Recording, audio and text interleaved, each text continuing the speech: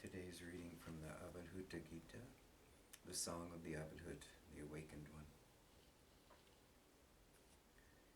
Here he's pointing not only to his own recognition, but also speaking to his devotee, pointing the way.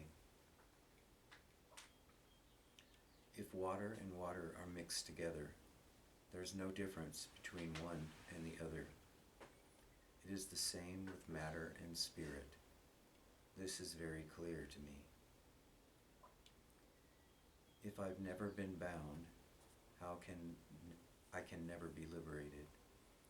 How could you think that the self, with form or without, could be bound? I know the nature of the one Supreme Being. Like space, it extends everywhere, with all the forms that appear within it, and are like the illusory water of a desert mirage. I have neither guru nor initiation. I have no discipline and no duty to perform. Understand, I'm the formless sky. I'm the self-existent purity. And you are the one purity. You have no body. You're not your mind. You're the supreme reality. I'm the self, the supreme reality. Say this without any hesitancy. Why do you weep, O mind? Why do you cry? Take the attitude, I am the self. O dear one, go beyond the many. Drink the supreme nectar of unity. You do not possess intelligence, nor do you possess ignorance, nor do you possess a mixture of these two. You are yourself, intelligence, an intelligence that never ceases and never strays. I am not attained by knowledge or samadhi, or by the passage of time, or the Guru's instructions. I am consciousness itself, the ultimate reality. Like the sky, though I change, I am ever the same. I have no birth, no death, and no duties. I've never done anything, either good or bad. I am purely the self, beyond all qualities. How could either bondage or liberation exist for me? If the self is all-pervading, immovable, whole, without any parts, then there is no division in that at all. How then could that be regarded as within or without? The whole universe is shining as one, without any split or break or separate parts. The idea of Maya, illusion, is itself the great delusion. Duality and non-duality are merely concepts of the mind. The world of form and the formless void, neither of these exists independently. In the one, there is neither separation nor union. Truly, there is nothing but the self alone. You have no mother or father or brother. You have no wife or son or friend. You have no attachments or non-attachments. How then do you justify this anxiety of mind? O mind, there is neither the day of manifestation nor the night of dissolution. My continuous light neither rises nor sets. How could a wise person sincerely believe that the formless existence is affected by forms? It is not undivided, nor is it divided. It experiences neither sorrow nor joy. It is not the universe, nor is it not the universe. Understand that the self is eternally one.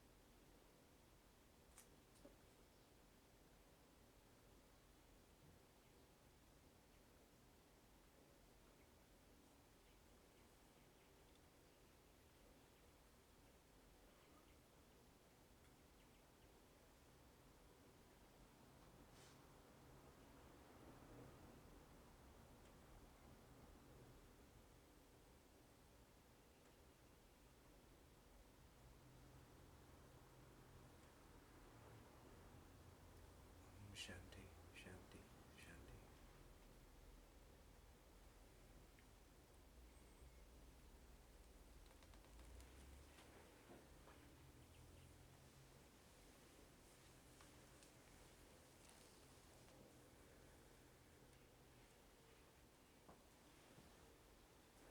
So here the Abhidhut, the awakened one, is reminding his student continuously once again that when there are no distinctions in the mind,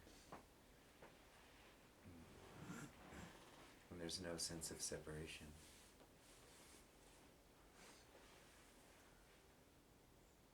there's only here now.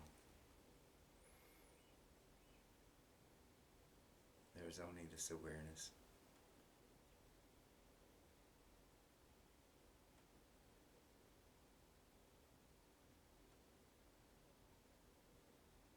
And he's not just declaring this so that his student can experience this or can see this in him alone. But rather he's pointing his devotee to come into the here now, to remain here.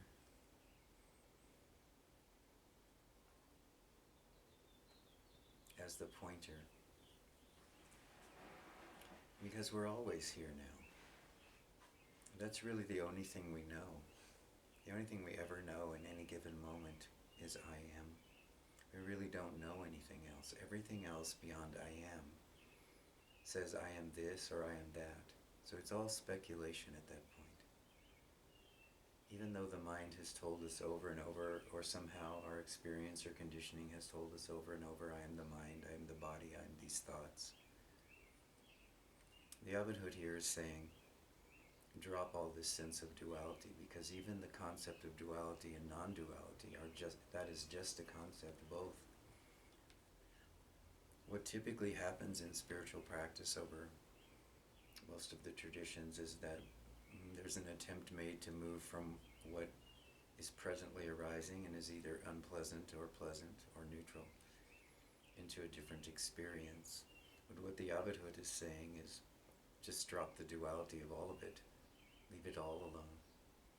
All the suppositions, all the thoughts in the mind, all that you think you understand. When you find yourself here, then the opportunity arises for you to realize who you are. So what does it feel like to be here and to be now?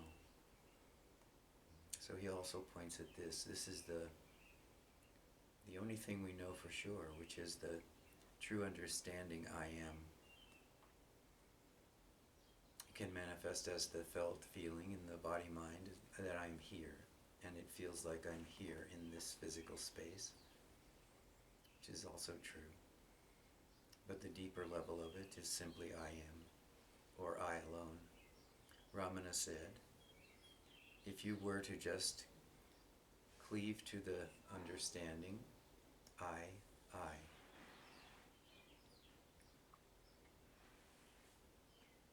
that you would come to know the self as eternally one, as the Abadhood says. You would come to understand completely the unity of being in the moment that you are completely and totally I. This is because in the awareness, in the waking state, I is the first. So we keep coming back to this as a way of coming to the source. And when we rest as I, or I am, and we know this clearly,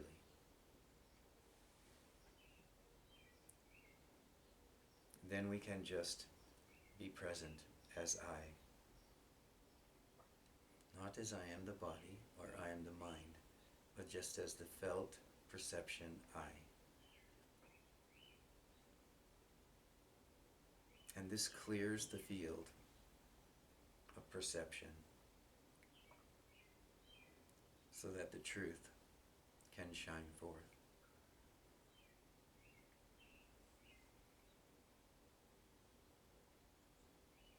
And the unity of one can be seen.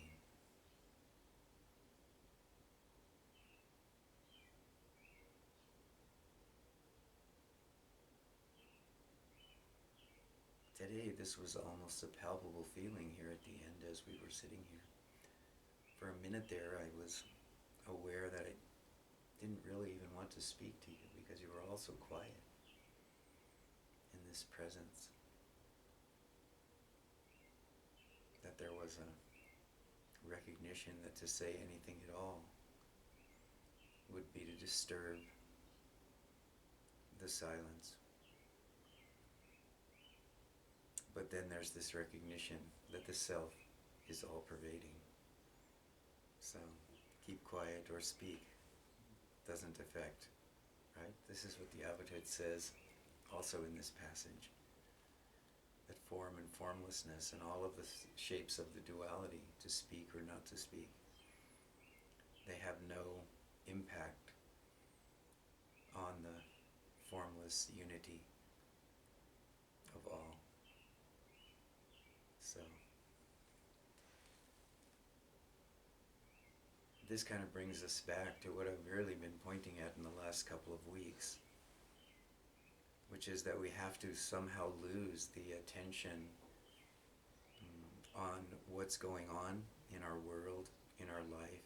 We have to somehow give up that desire to have the experiences that we're having in the body or the mind or the world somehow be validated as truth, because the truth is transcendent to all three of those: body, mind, and world, past, present, and future.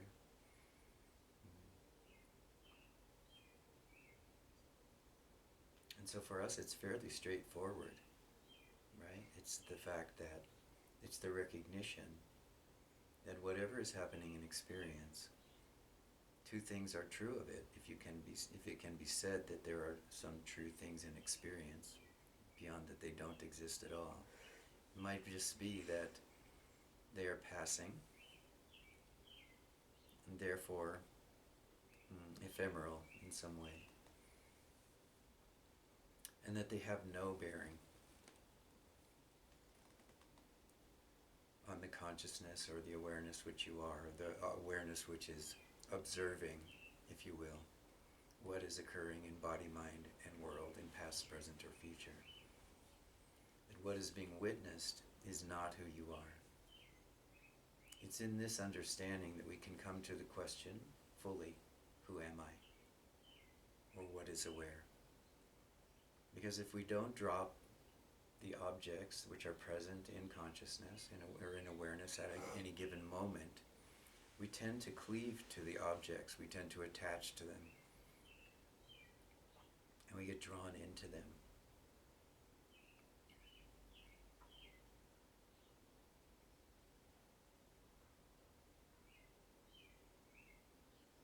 And so I'm just encouraging you week after week to return to this I am in the midst of all of your experience. And just to stand there, if you will, wait there, and watch as experience rolls by.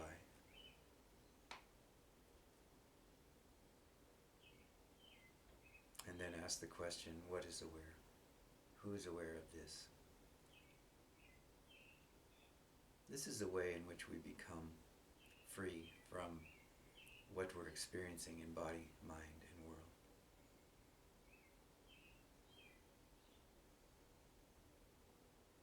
We are aware of those things, of course, as they're passing by on some level, but we take their importance off of them. We don't give them significance.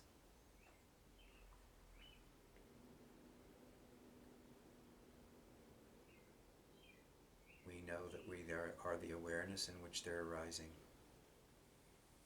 And once we know this and we're free of objectification, we fully are the subject, I.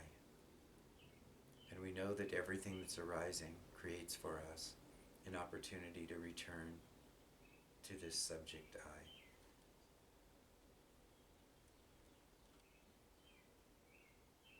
To remain as we are, as life unfolds.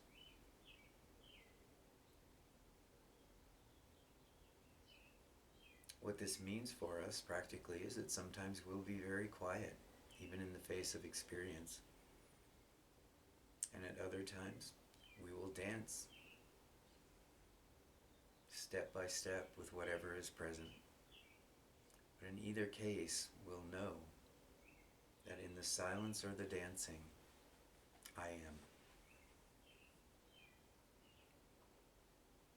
And in this experience, we can understand what the sages say when they say we are already free. We are not bound.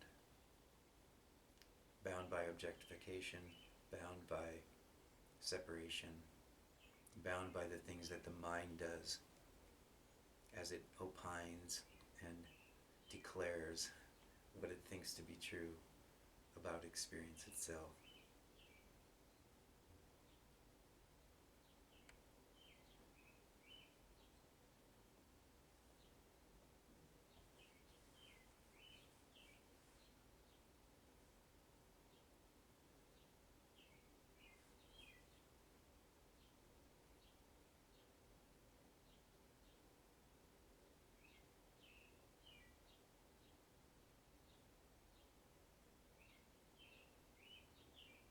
And this experience, I, just leaves us here right now.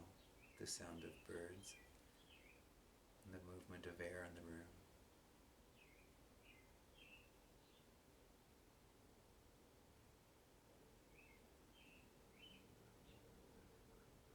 This feeling of presence,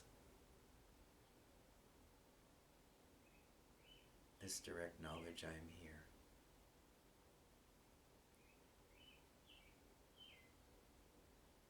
But this I is free. It's not bound by experience, perception, intellect, mind, understanding. It's free of all of that and the need for all of that. It simply is.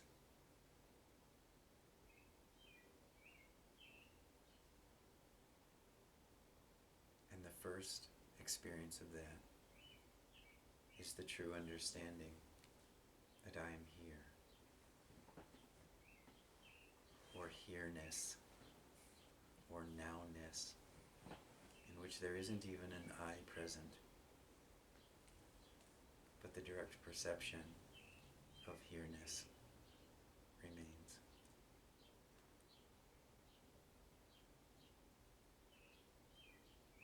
In this place, even the words can't disturb. The mind is not interested in the words. The mind has let go, it has dropped. Now there is only this here-ness.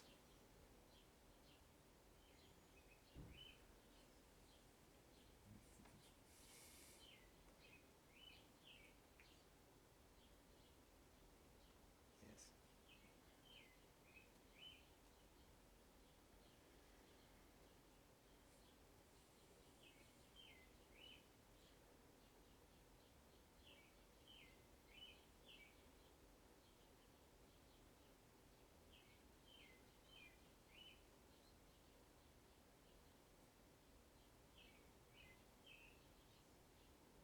And now there's this direct perception, I am nothing, there is nothing.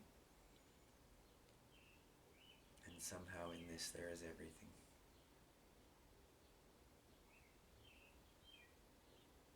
Nothing else is needed. Nothing is grasped at.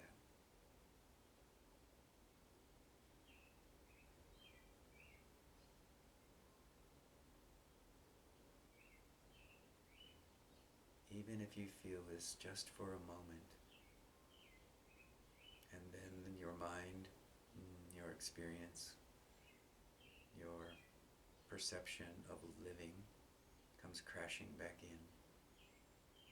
It's just the experience of this here-ness and this now-ness, for even just a moment,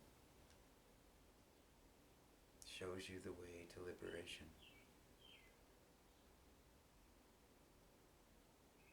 And shows you that this liberation is within you, because it's a direct perception for you.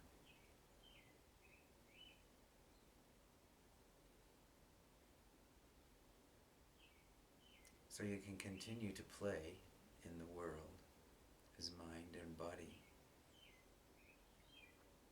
but you won't forget this here-ness of your own awareness, this recognition of your being, consciousness, bliss, this nature which you are.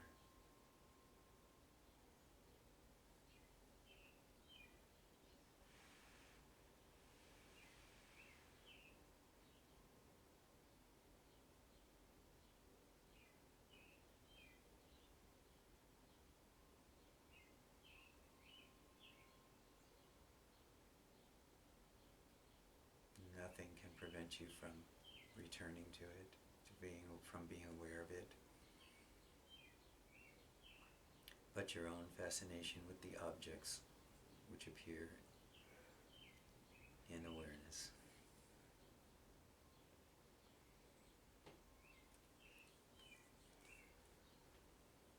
And the more you're willing to give up this fascination with mind and body and world, even as you're in it,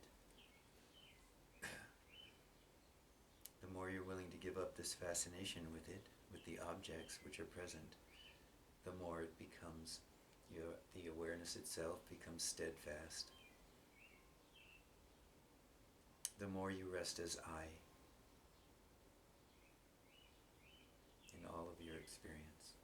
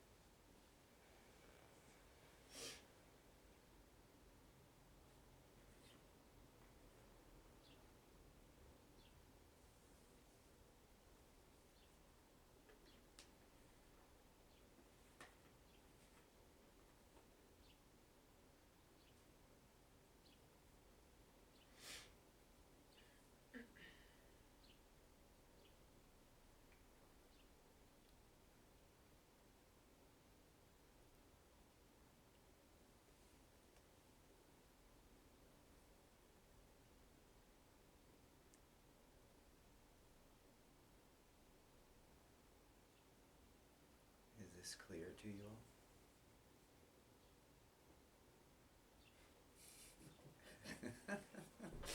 Why not?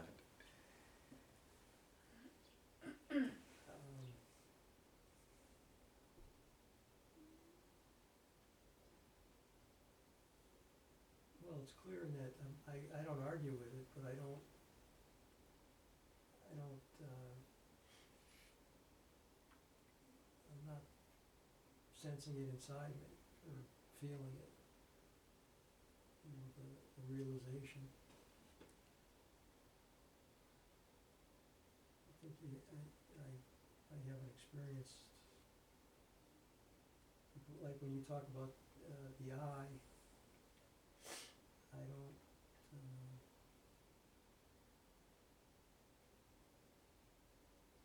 I don't seem to know what that is.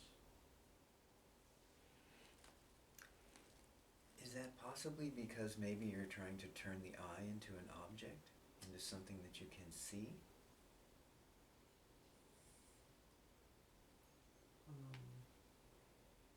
I guess it could be.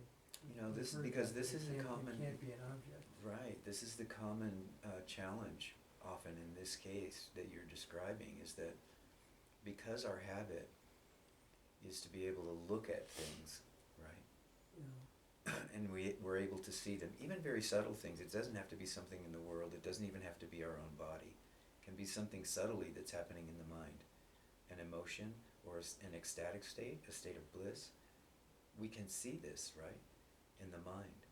And so we think that somehow the self, that which I am, is going to be knowable in that same way as an object.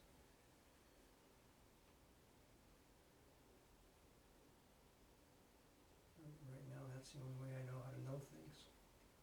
Well, this is one of the reasons why I ask you, do you know you're here? I know that I'm here. Do you know that you're here? Can you say, in this moment, right now, very easily looking, saying, do you know you're here?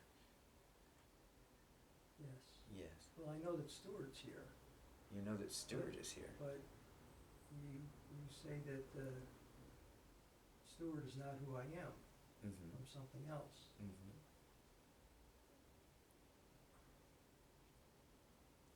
I don't know that I'm so much saying that you are something else, because there again, that's the attempt of the mind to make Stuart into the something else which you're talking about that can be seen or can be objectified. If you leave all of your words and all of your concepts, are you here? Not as Stuart here. Right? Stuart is an identifier that's related to this body.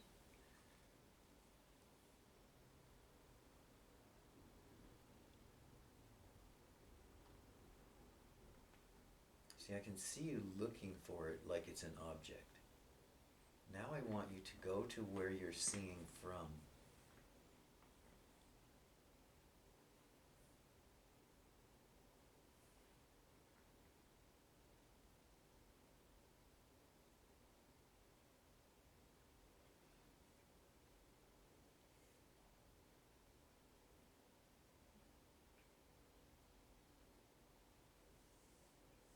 I can look at things from my mind, or I can try and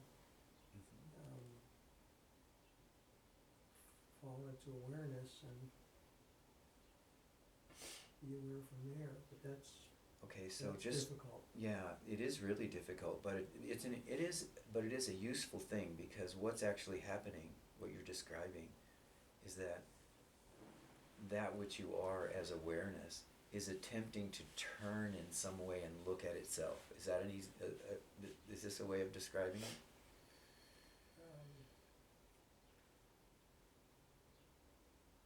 Yeah. Right? This is the exact experience of trying to turn the subject, the I-ness, into an object. And I'm not saying that's wrong, because actually what can happen, I've had this direct perception a long time ago, this can happen, is if you keep trying to see where I am, right? Not just being I am, but you want to see it, you want it as an object, like all the other objects in experience. What happens is that over time you begin to realize that that effort, not you necessarily, but there becomes a deep recognition that that effort is doomed to fail, or you continue to try to do it, right? Where is this I? What is this I? I keep turning toward this I. I want to know what this I is, but I'm thinking of it as an object. What happens is the mind, the effort exhausts oneself, and that whole attempt comes to nothing. It shatters. But where it can leave you is with the recognition that even with the shattering of that last object, there is this recognition that awareness is here. Now there's no steward. Now there's no I. There's just the recognition of awareness. And that feeling or that experience is like if I say to you, you're here looking at me, so I say to you, look at your own eyes. What happens? I can't. Does it stop you from seeing? No. No. This is that experience.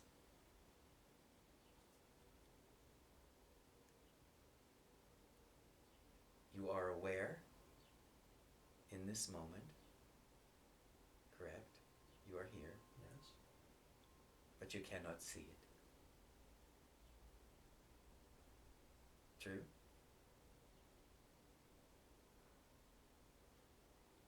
I'm aware, but I cannot see it. You know you are aware, but you cannot see awareness.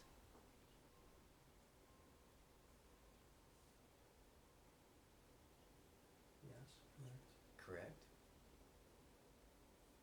That's the point at which doubt comes in and says, I am not awareness. Now you have to drop the desire to see I-ness or I as an object or awareness as an object.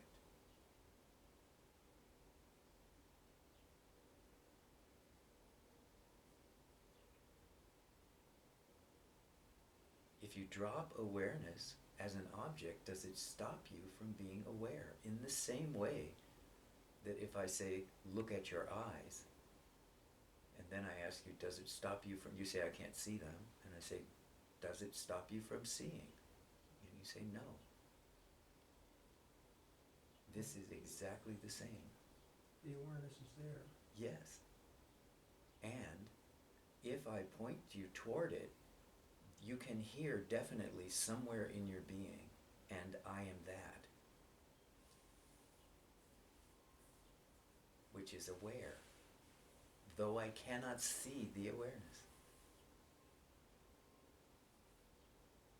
Well, I've heard that and I've read that, but I haven't experienced it yet, that I am the Oh, awareness. I thought you had a moment ago. It sort of looked like it in your eyes because No. this smile came across your face. So now drop that thought that I haven't seen it, because I think you have. I think you just did. But the mind comes in right away and says, no, I want it as an object, because that changes everything for me. So I saw it for a second and then it disappeared, or my mind kicked in and... Yeah, then the mind went on the Messed it hunt up. for it, actually, is what happens. The mind went on the hunt for it. So this can be like looking into a forest of trees, right? And there's some small critter, and every time you catch a glimpse of it, it's gone. And then you catch a glimpse of it over here behind this tree. So now attention goes over here, but it's gone. And then you catch a glimpse of it over there, and attention goes over there, but it's gone. It's exactly like that if you look for awareness. You will never see it. It'll always be in your periphery. And it'll be dodging from one tree to another, or from one object to another, or from one experience to another. But you will never see it. So if you drop the demand that you see awareness as an object, you come to the understanding that awareness is. And I am that. So just rest there as awareness, without any need to understand anything, to get anything, to prove anything, or to see anything at all. Now what happens? Nothing happens. You're just aware. Are you not? You are just aware without knowing what awareness is. Without being able to turn it into an object and go, oh, that's awareness, like a pot. You know?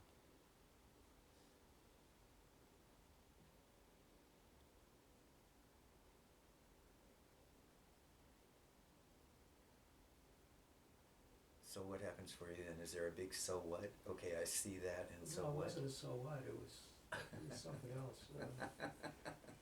What?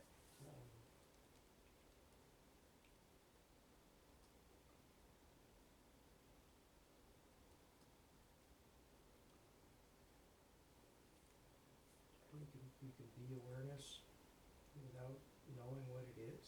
Yes. Yes, and the reason is because you can't even be awareness if you're trying to know what it is. The foundation is you are awareness. Awareness is not something you can do or you can be. It simply is. Is knowing is objectification. Knowledge is objectification. Knowing is another way of describing awareness, which simply is.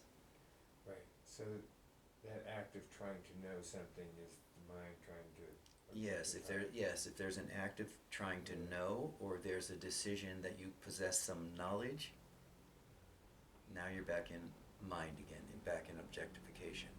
But this recognition that I am that which is aware, or there is only awareness, or awareness is, that is what's referred to in this tradition as knowing.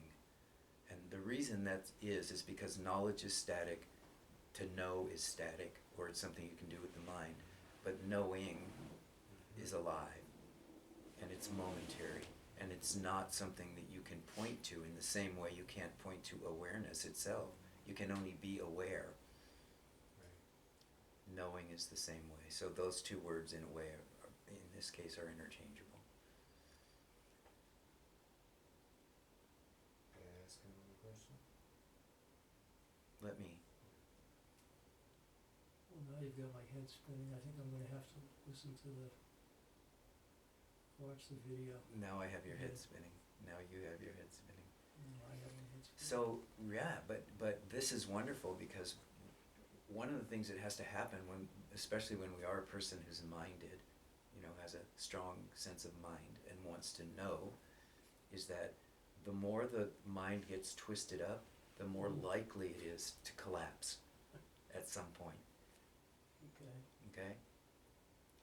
The reason is, the thing you can notice about it, maybe is a way to say it, is that whether or not the mind is twisted up, or whether or not you are making that attempt to turn toward awareness itself, which is not doable, but it's tryable, as long as you're doing that, you miss the point that there is something, it's not a thing, but there is something which knows that all of this is happening, that I'm making this attempt, that the mind is all twisted up, right? That thing, if you want to put it that way, it's a no thing, right? But that thing is awareness itself. Because under all circumstances, waking, dreaming, and sleeping, past, present, and future, this awareness is there. Otherwise, you wouldn't know past, present, and future. You wouldn't know waking, dreaming, and sleeping. You wouldn't know those states. So this points to the fact that there is a fourth state. So this is why I say use everything, even the sense of the mind being twisted up.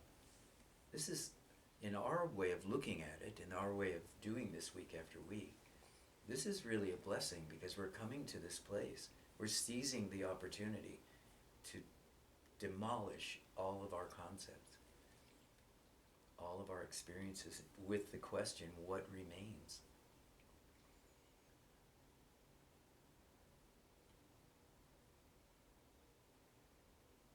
Okay.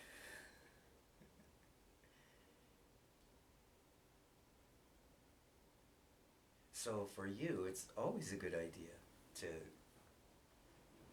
feel like things have gotten really twisted up, because it's in that place that you will eventually give up. You will come to a full stop and say, I cannot do this with my mind, so what is left? You become willing to destroy the mind, to destroy the opinions, destroy the knowledge, destroy everything that's come in the past. And I don't mean destroy necessarily in a violent way. I mean by just letting it dissolve, so that you come fully into this, here, now, and you know that the only thing that's true of you is you are aware. You don't care about anything else the mind tells you. You just know that you are here and that you are aware.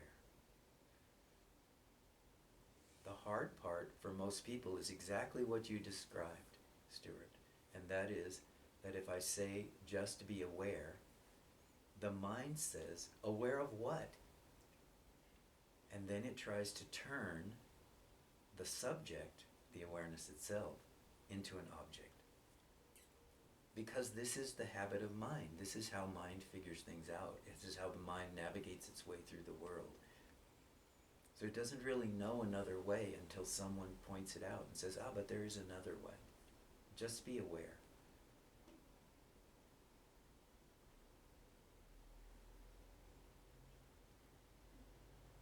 I can't be aware of awareness. No. That's making it an object. Correct. That won't fly. Correct. And there is no such thing, once you recognize that you are simply this, all of this, then it becomes really clear that there is no awareness. That's just a way we talk in order to begin this process of getting mind to turn toward itself. Because mind likes an object. That's its job, right? That's what mind does. Mind is not wrong. It's just what it does. But we have to get past that habit. Did you just say there's no awareness? There's no such thing as awareness as a concept. Okay. Right? All right. Right. There is aware. Okay. There is a being. There is awareing. Right? A continuous. Okay. Like there, just that's why it's often referred to in the tradition or in the scriptures as knowing. These two words are synonymous. Awareing, knowing. It's a verb. It indicates it's an active process, it's ever present, and it's ongoing continuously behind everything else. Okay. Yeah, That helps. good.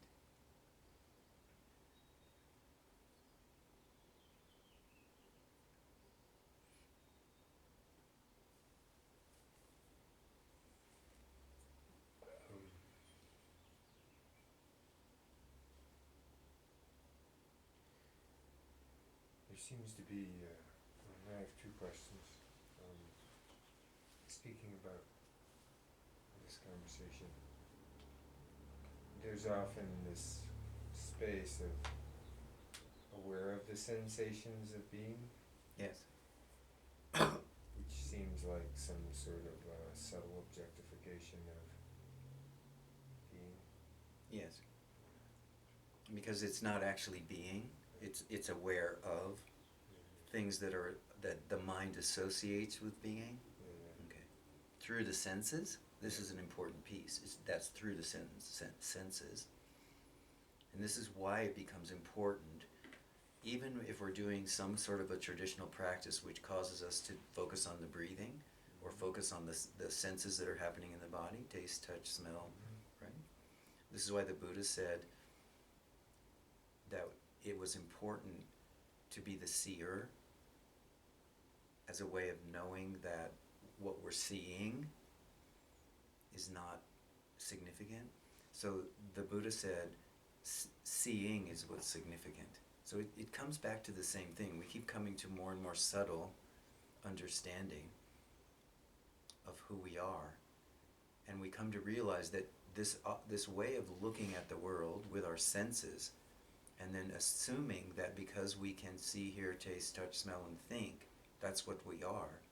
This is the crux of the difficulty, where liberation or awakening is concerned. Yeah, that leads me to that other question, which is all of these, well, my experience feels like the aware of the sense of being is quiet as I get. That's the quietest I get. Yes. And from there's all the excitements of the interaction with the world that pull me from that place further into the world, if you will. Mm-hmm. And how does one, I mean, the least reactive response I've come up with for that is to just sort of accept that I get excited by the world in fear or desire, and notice it as frequently as I can. Yeah, that's a starting point. That's a starting point. But understand that by then, by the time you notice it and sort of go through those steps, right, you're already far out into the objectification of your experience. And you're far away from the subjective knowing, I am. Right? There's nothing wrong with this, except that won't solve the issue of how do I remain as myself, as the self, in all my interactions. How do I not keep getting sucked out as though these things are real, right? Avadhuta Gita says, how do I not get sucked into the thing? I have to recognize that the illusion is the delusion, right? And so what in terms of how you placed it, how you stated it, there has to be a way in which you begin to see that you're no longer interested. So in a way, there's kind of like you're wearing out your interest, or you're saying, I can see from my own experience that the further I allow myself to be moved out into the objects themselves, into the experience themselves, the more I suffer, or the further I am from knowing who I am. I just become trapped by the objects themselves. Right? So now I have to begin this process of losing interest in anything that the objects have to give. Because if I say to myself, the furthest I can go is recognizing that I'm enjoying myself, then I can't free myself from it, because I'm going to go toward that sense of enjoyment all the time. I'm going to turn away from what I don't enjoy, and I'm going to step into what I think I do enjoy. But, like eating chocolate, you really enjoy it for the first 2 bites. This is the way of objects. But, by the 20th bite, it's not so interesting. This is true of all the objects. And it's the belief that somehow that what I need to do when I become, I've had my taste for chocolate has been fulfilled, now I should switch to ice cream. This is what we typically do with the world. We go toward the objects that are pleasant for us until they become unpleasant. But then instead of saying, oh, yeah, I see how this works, the more I crave, the more I desire, the more I go toward that object, the more I suffer. I think I'll just forget about it. I'll drop the objects and just ask the question, who am I? Come back to the subjective. Instead we go, well, she wasn't it, so I'll try her. Right? He wasn't it, so I'll try him. Right? The new car wasn't it, so I'll try a new job. Oh, I I'm unhappy in this town now, so I'll move to another town. See, this is the way that the mind typically deals with this. But if we come to satsang, we have a different opportunity. We begin to learn that there's another option to choosing one side of the duality over another, pleasure over pain, for instance. This other option is to say, what is it that's experiencing this? What is aware of this?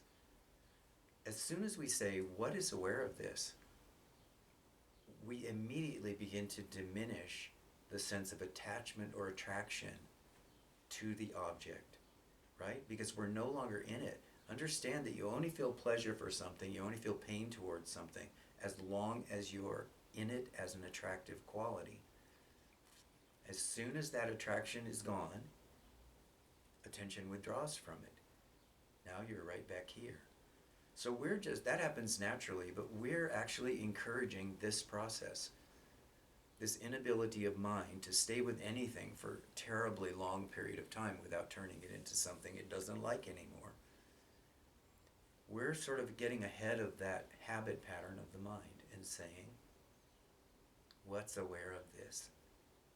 Now it doesn't matter whether the object that we were looking at a moment ago was a pleasant object, an unpleasant object, or a neutral object.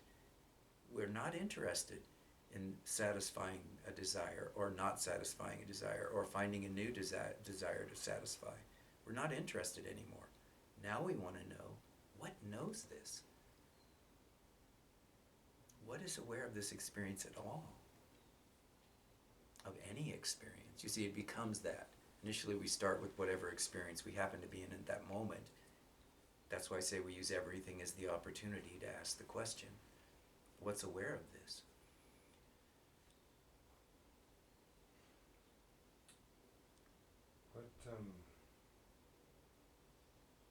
There's a fear that I experience of loss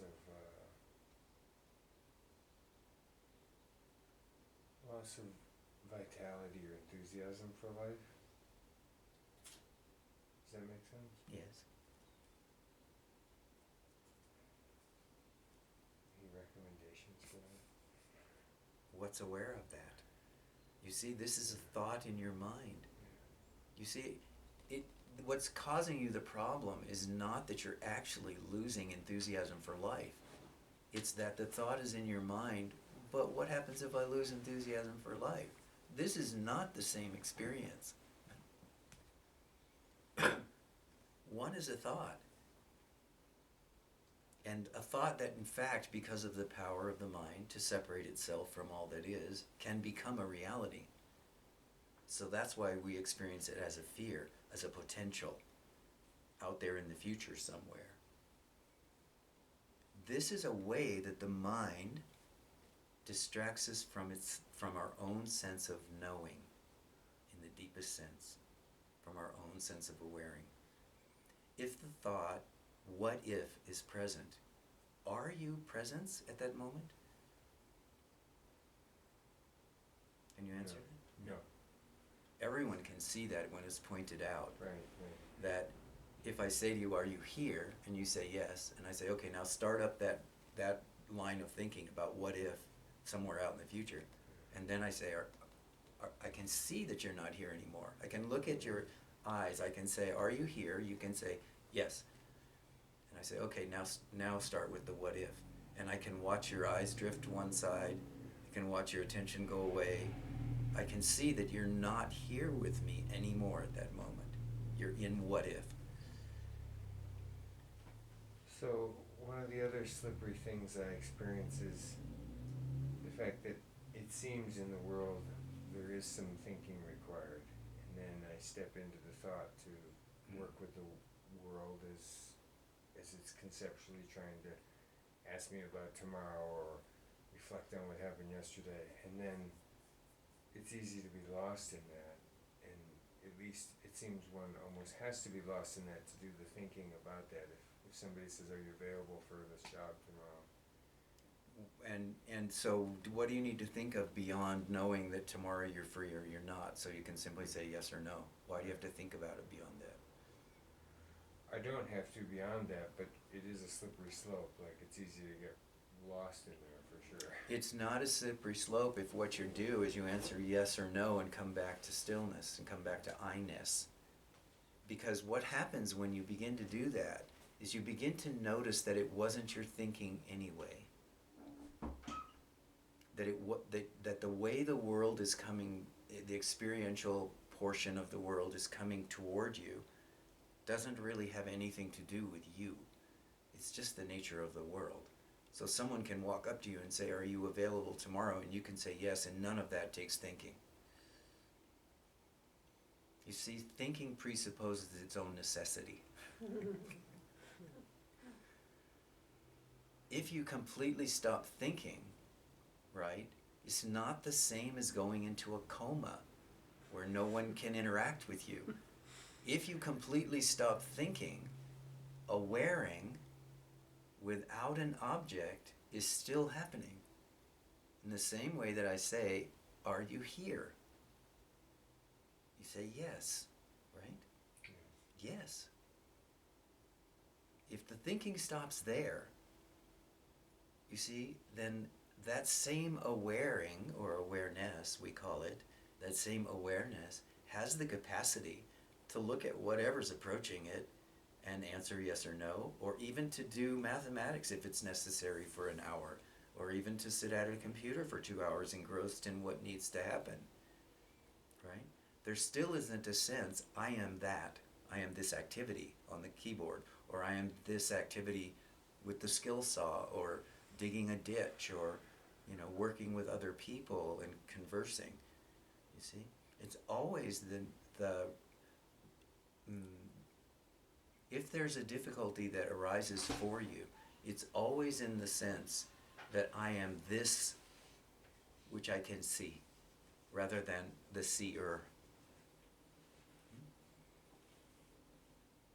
So if you reduce the habit of the mind to keep identifying with what is seen, and to increase its ability to remain as the seer, right? It's just like the eyeball and the seeing situation, right? I can't see my eyeball, but somehow seeing continues. I don't know, I don't care, I'm not interested in what my own mind is thinking, and yet somehow thinking can occur when it needs to. Why? Because it's the habit of the eyeball, it's the construction of it to see, whether I'm in control of it or not. It's also the construction of mind to think under certain circumstances or conditions. And I'm no more the architect of that than I am the architect of my eyeball, which is seeing. You see, it is the belief I am the body, I am the mind, which has trapped us.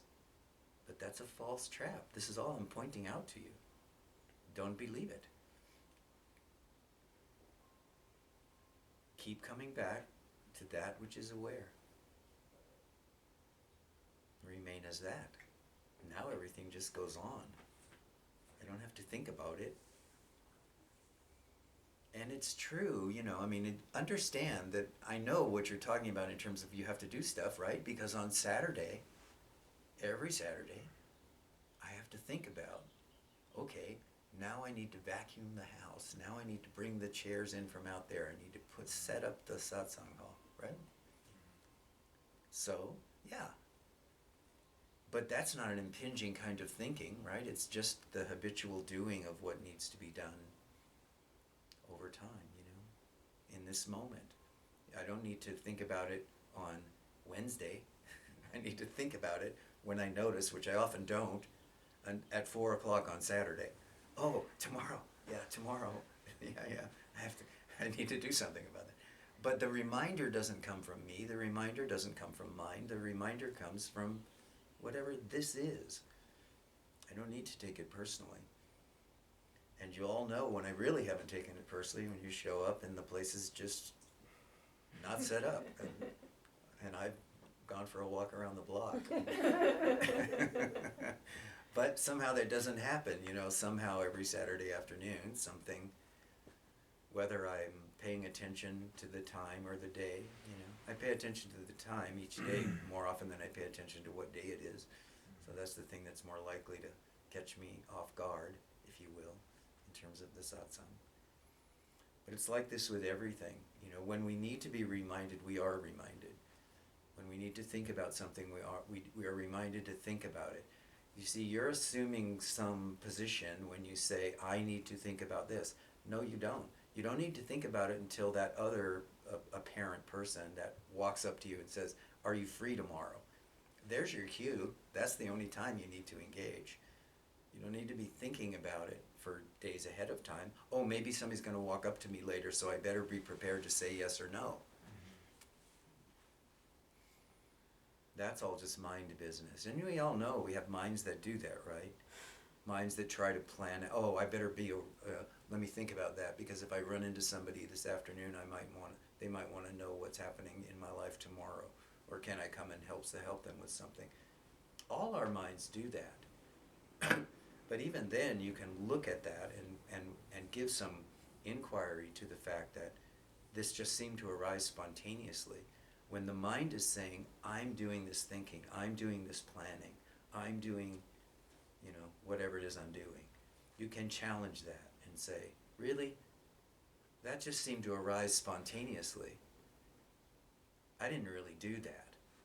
It just happened.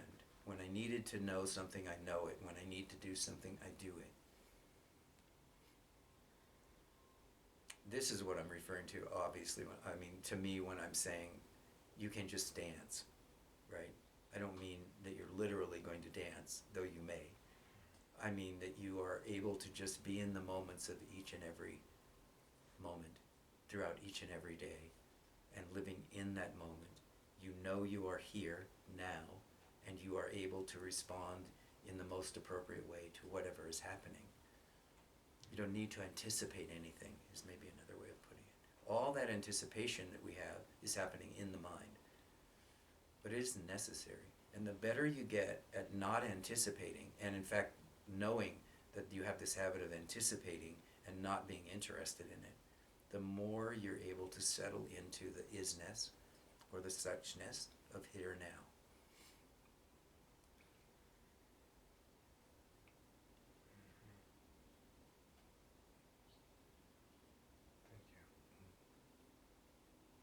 Thank you. Are you here? Yeah. I really appreciate the dancing association. Thank you.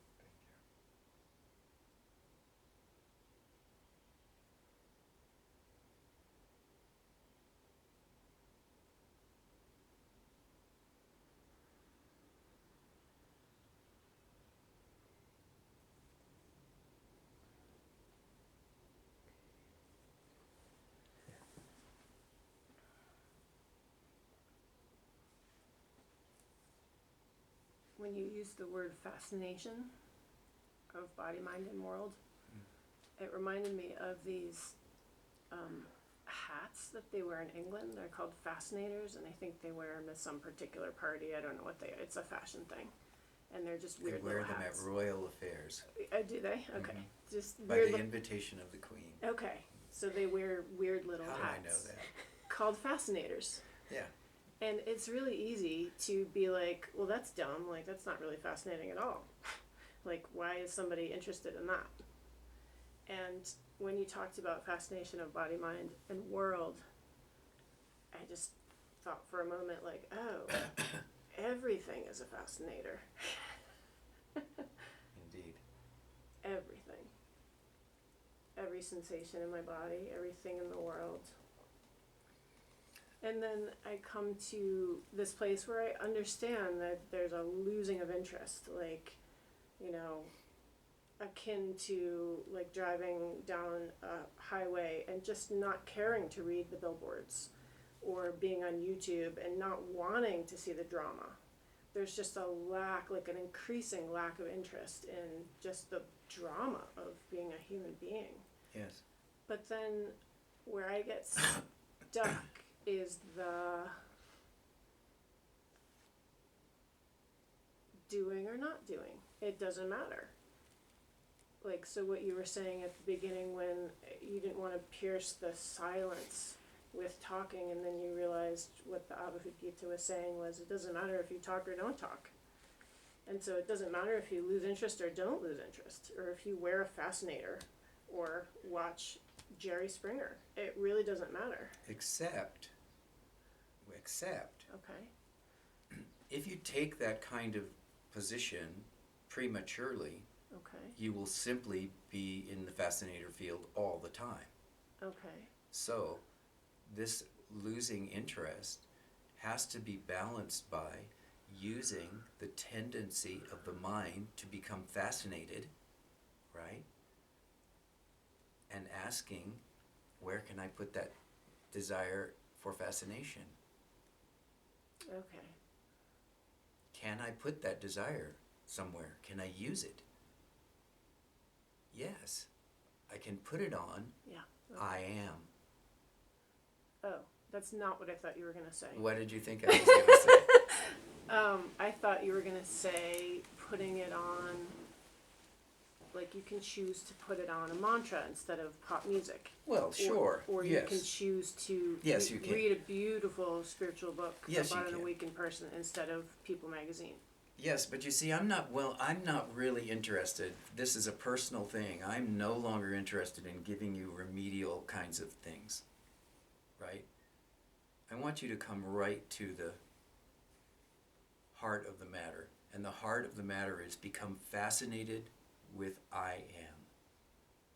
Yeah, you can do mantra, you can read a book, you can watch a good video and that, so, but you understand that you're still in that sense of duality. This is spiritual and Yeah. this is the world. Yeah. I'm not interested in giving you a whole bunch of practices to do or giving you a long list of books to read. The direct I don't want perception book reports. of unity, the direct perception of unity is just not something that I've come across. It's not something you can come across. It's not an object. It's what you are. How do you come across what you are? The way you come across what you are is to keep coming back to the source of what you perceive yourself to be as body, mind, and world. Right? Right. It seems like it's a process that's really happening without my volition or will or action anyway. Yes. Yes. But so that's what I mean. no, you're absolutely right. Yeah, you're absolutely right. But do understand that what happens for most people is when they take this position that you were just talking about, where what does it matter if everything is a fascinator, is that they just get lost in all the fascinators again. And but so there is an increasing loss of interest. there is an increasing loss of interest, but if you want to Just cut through.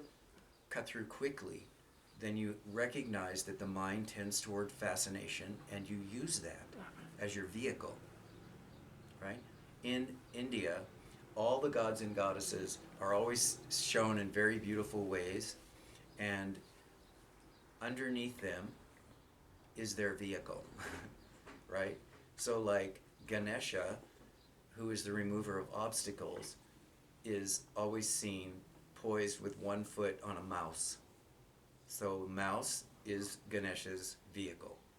All right, so this is that. What? That is symbolic form. Wait, how is a mouse an elephant's vehicle? Because elephants are terrified of mice. Oh. Right? Oh, okay. All right. Right. Yeah, no, that makes sense. So the place of poise for Ganesha is the mouse or the rat. The back of a mouse or a rat. And all the gods and goddesses are like this. One's on a peacock, one's on, all these different things. I don't want to go through all that right now. This is like that. So if you want to move beyond this tendency in the mind toward fascination toward the sense objects and toward the world, what's the vehicle? That's what I'm giving you. The vehicle is use the fascination to become interested in what is aware. Make that your primary fascination. And eventually, this fascinator will also dissolve itself. But if you leave prematurely, you'll find that the mind has all these strategic ways, like the example I used of the forest, where if you keep looking for awareness, it dashes from one tree to the other, and you Right. only have it in your peripheral vision. Same way.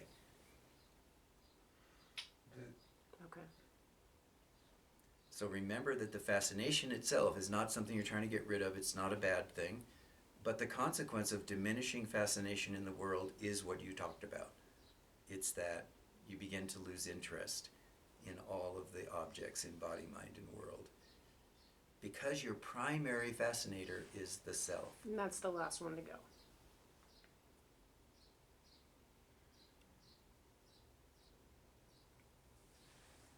Yeah? Okay.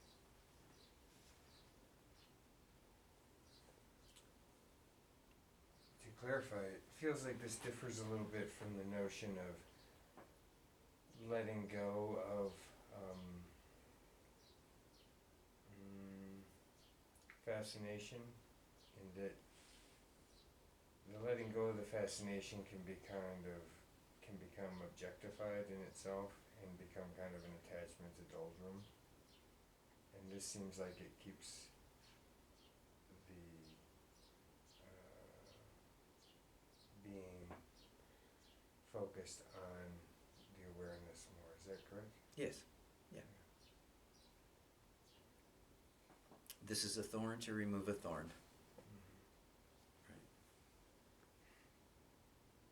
Another Indian reference, you know, when you get a thorn in your foot, because many people are walking still, even in this modern age, walking around barefoot. If you get a thorn or something in your foot, then you go to a thorn bush. They have these nice big thorns, and you just break a thorn off and you take that thorn out and throw them both away. So this is the same thing. Using the very aspect of mind which you're diminishing or letting go of, you use its quality to remove itself. Right. Keeping it active as opposed Keeping to it active letting as long it as settle as long on- as it's needed, right? Yeah. Thank you. Mm-hmm. This is a way that we get to stop ourselves from thinking that whatever qualities we perceive about ourselves, that they're the problem. If we have a lot of fear, that the fear is the problem. No, the fear is not the problem. The fear is, how do I use the fear to wake up? I am completely fascinated by the world. Well, the fascination isn't the problem. Take your attention off of that. Now, how can you use that strong characteristic of this particular mind that you happen to have in this body mind? How can I use that to awaken further or completely? I don't know if this quite relates, but I think there's the aesthetic tradition. Is that like a tradition? Ascetic, yeah. Yeah. The renunciate tradition is. Okay. And essentially, they steer themselves into their uncomfortable places or into deprivation because it doesn't soothe or fascinate the mind as much. Is that necessary? You know, I don't know that that's the motivation. I think that that's the motivation that a lot of writers and so on in the West have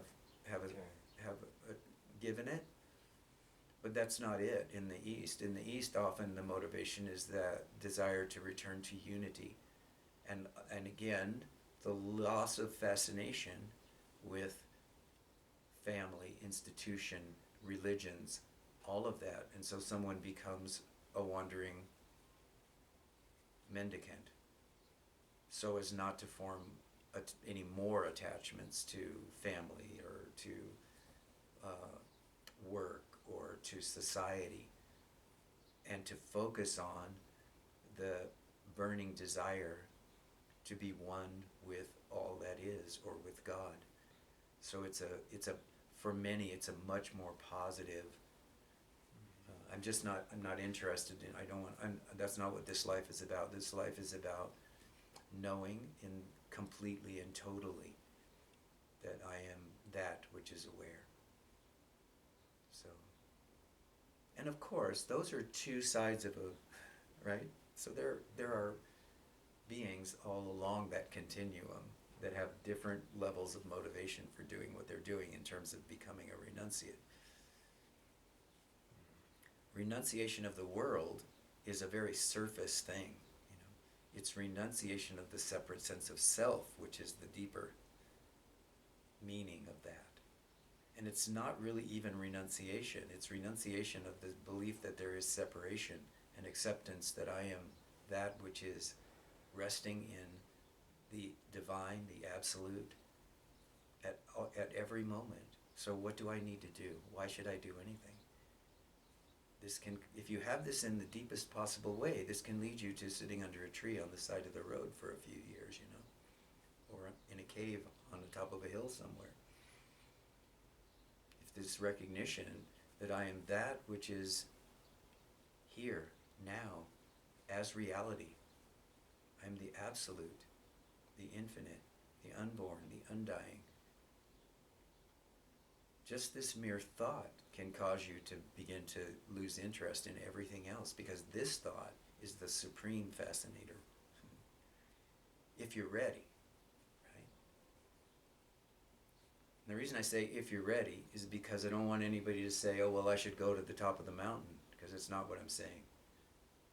I'm actually saying something different. I'm saying if that were your realization and you were ready, you'd already be at the top of the mountain. You wouldn't be here. You might be, but probably likely not. You'd already be doing that. Your seeking would be over, is what I'm saying. You would have come to a full stop, and you would have said, this is not significant to me anymore. I'm not going to do this anymore. But it's not from a sense of negativity, it's just from a sense of having discovered something about your own nature. This is very different. And you can see this when you meet people on the road that are renunciates in India. You can tell the ones right away that are coming from the positive side of that equation.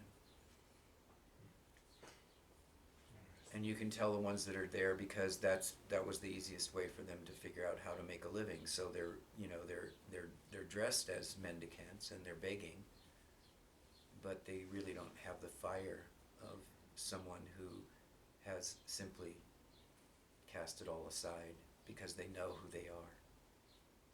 And to be dealing with heat and cold and food and lack thereof and all sorts of deprivation, just it doesn't impact them.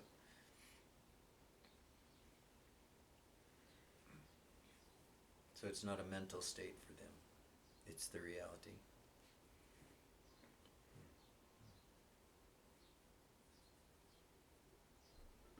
And they can enjoy a cup of coffee and a sweet roll just as much as they can not be bothered by sitting on the road for 3 days and not eating because nobody showed up and gave them food. It's equal to them.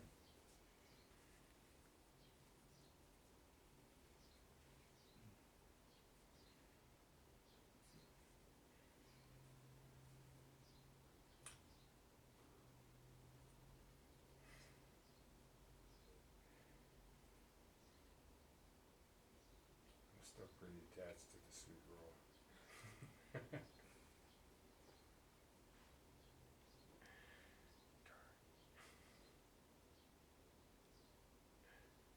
So don't be attached to the attachment. Thank you.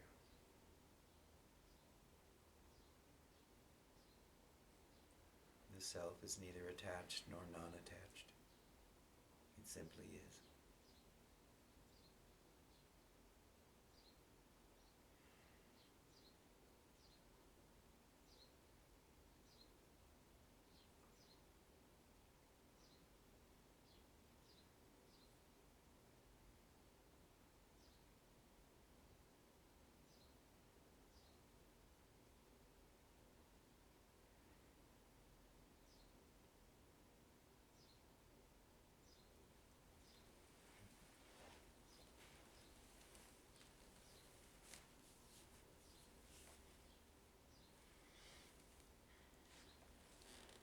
Woohoo, we went quite long today.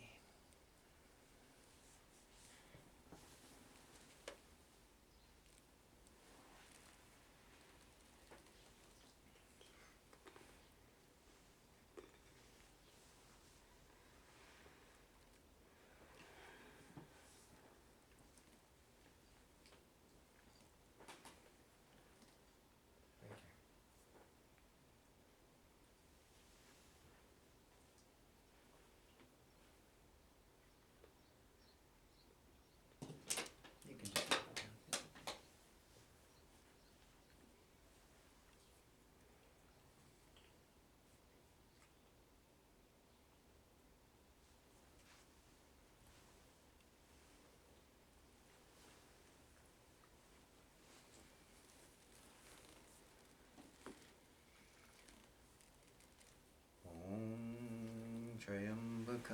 yajamahe sugandhim pushtivardhanam urvavukami bhavandinan mrityormukshyamamritava svaha uva u om sat shum hum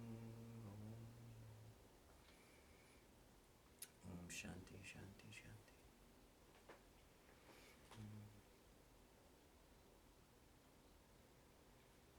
Namaste.